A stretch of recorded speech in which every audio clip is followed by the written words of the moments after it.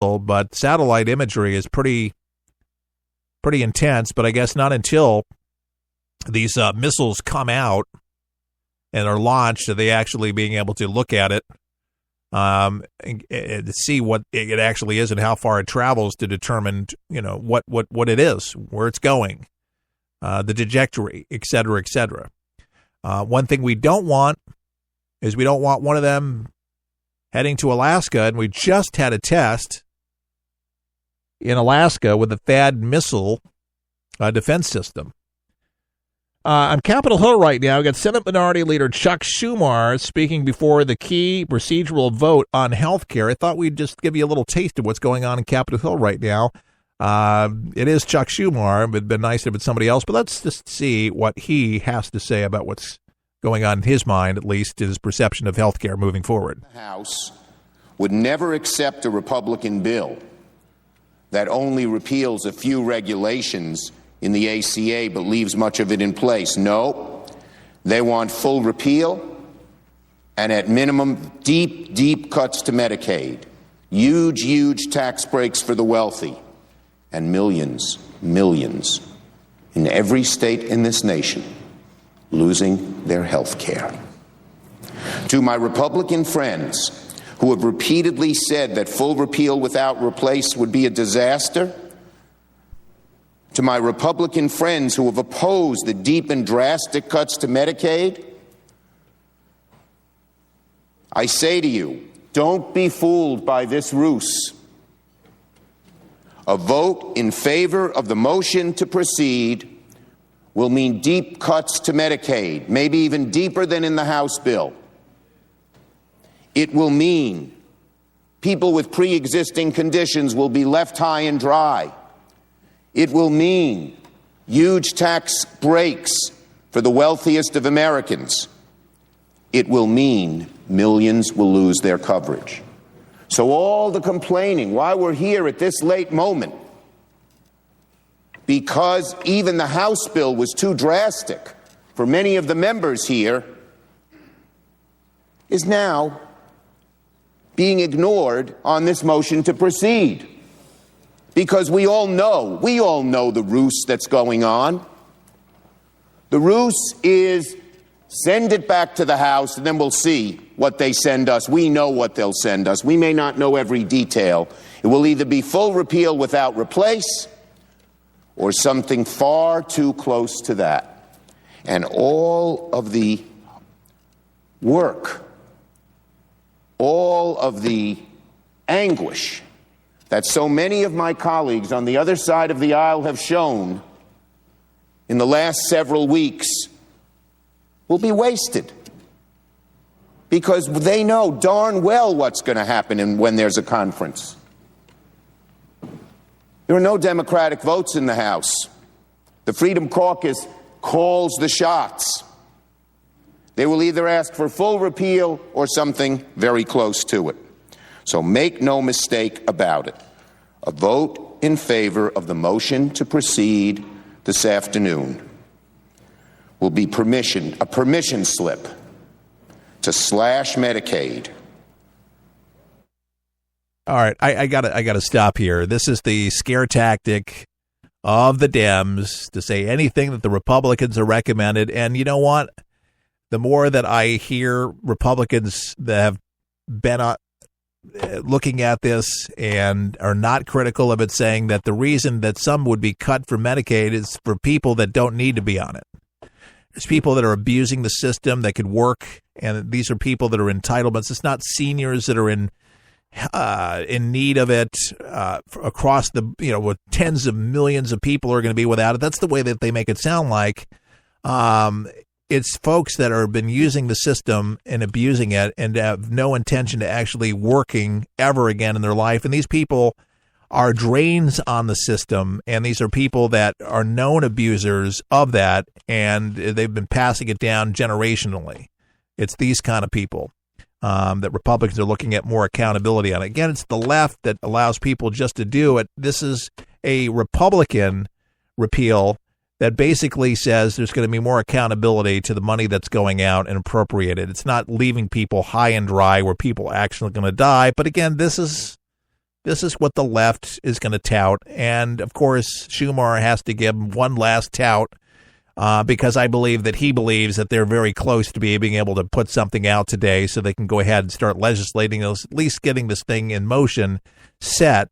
But this is the left's last hurrah. I mean, this is what Schumer does the best. He can milk this thing. He's a great performer. And I believe that in his heart of hearts, he believes that he's really saying something that he does. He's like, well, we don't know everything that they're going to send us in this bill, as if everything is bad, but we're just going to just go with it, that this thing is going to cause everybody to get kicked out of hospitals and nursing homes across the country. And you better call grandma now, and you actually better go get grandma because they're going to stop her medication. I mean, you'd get people really upset if you actually believe that. But that's all people can talk about is the Medicaid thing, that they're going to cut the program for all entitlements across the country.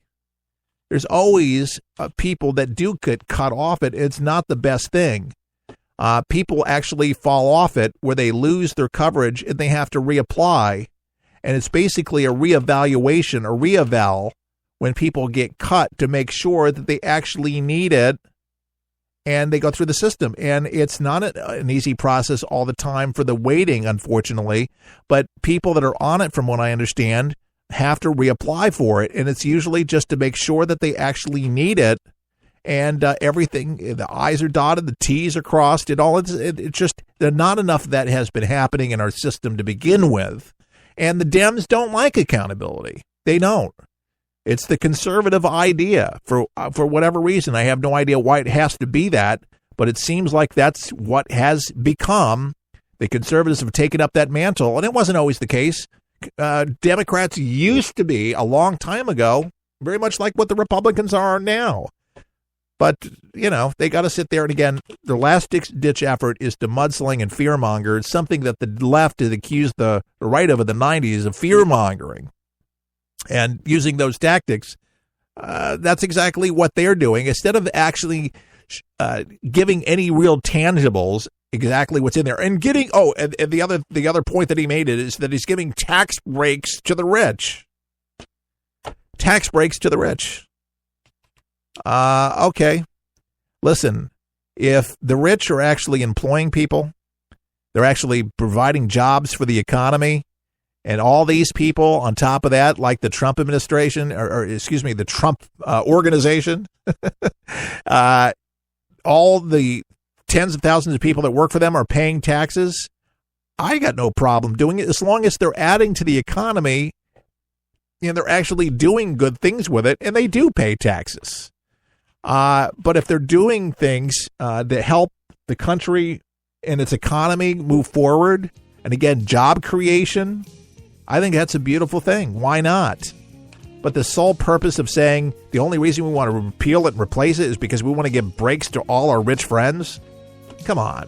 Give me a break. You can do better than as if Democrats have no money. They're all broke. Give me a break. It's just politics, folks. We'll be back with more For the People right after this. Can you survive this thing called life? We're for the people, for the people, for the people is there. Like anything you've ever been through in your life, man. I was driving. This kid threw a grenade at us and went right over our vehicle. It was 12 years old. The shockwave went through my head, rattled up my brain, and left. Danger is around you 360 degrees at all times, and you can't unlearn that. It's impossible to describe the sacrifices these men and women have made to protect our freedoms. And the job of rebuilding their lives is massive and growing every day. Many will need the programs offered by the Wounded Warrior Project for years to come. I didn't know what PTSD was. All I knew is I was having nightmares. And when I got released, my reintegration was go check in at the VA, man. My first coping mechanism was use drugs. Just numb it, don't feel anything. I was angry. I'm trying to pull myself out of that right now. Your gift today of $19 per month will honor and empower these veterans so they can aid and assist each other. The Wounded Warrior Project is a life raft. I can say this without question that I wouldn't be here today if it weren't for it. Wounded Warrior Project is the first step, getting back out into the world and reforming yourself outside of the service. Call or go online with a pledge of $19 a month. You'll receive this Wounded Warrior Project blanket, and your gift will provide critically needed programs that rebuild lives. That was my first feeling of actually being a part of something bigger than myself again. Well, I lost a few really close friends overseas, and if I quit, I'm going to let them down, and I'm not about to do that. I'm learning to face my fears head on. To trust and see what happens at the end. It's a long process, but I had the drive and desire. Please, call or go online with your gift right now. Get ready, get set for 123 Ready TV, the brand new app that everyone's talking about for your PC or Android device that allows you access to most every movie or TV show ever made. Sound incredible? Well, it is, because once you pay $19.99, that's all you pay. Just the movies and TV shows you like without the hassle. The internet streams everything already. What 123 Ready does is it finds them, then delivers them directly to you, commercial-free. There's nothing quite like it, and it's available now at forthepeopleshow.com. That's forthepeopleshow.com. And before you buy 123 Ready TV, watch the video and see how simple it is to start watching all those movies and TV shows. If you like movies and TV shows, but don't enjoy paying for all of them, no problem. Just pay $19.99 and start enjoying countless titles and entertaining TV better than anyone. Get your 123 Ready TV for $19.99 at forthepeopleshow.com. Just click on the store page. Some things in life need a little attention. Like a plant. If not watered, it begins to turn brown. But if watered properly, its leaves turn green again. Like a plant, For the People needs watering too. Your thoughtfulness provides sustainability for us to grow and reach our full potential. You see, For the People depends on you to broadcast this program to help inform and educate folks so you can make a difference right where you are. Grab your watering can and join us as we endeavor to make a difference in people's lives each and every day. To donate, go to forthepeopleshow.com. That's forthepeopleshow.com. Just look for the watering can and water as much as you can. At For the People, our garden is full of opportunities, and planting something allows others to enjoy the benefits. At For the People, our mission is simple. Give you the news that matters with good old-fashioned common sense, mixed with a conservative point of view. Simply log on to our website at forthepeopleshow.com. That's forthepeopleshow.com. Thanks for your support.